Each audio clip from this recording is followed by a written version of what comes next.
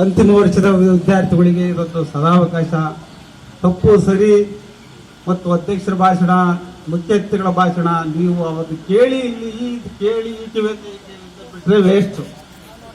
ಏನಾದರೂ ಒಂದು 30% ಆ ಗುಣಗಳನ್ನು ನೀವು ಅಳಿಸ್ಕೊಂಡಾಗ ನೀವು ಉತ್ತಮ ಪ್ರಜೆ ಆಗ್ತೀರಾ.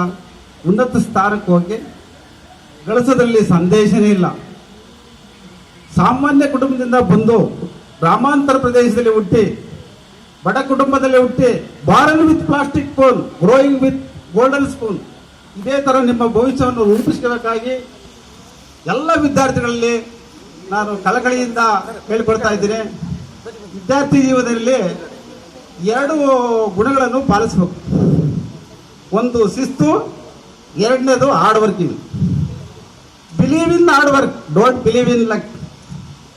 ಇವೆರಡು ಶಿಸ್ತುಗಳನ್ನು ನೀವು ವಿದ್ಯಾರ್ಥಿ ಜೀವನದಲ್ಲಿ ಅಳವಡಿಸಿಕೊಂಡ್ರೆ ನಿಮ್ಮ ಜೀವನ ಒಂದು ಬಂಗಾರದ ಥರ ಆಗುತ್ತೆ.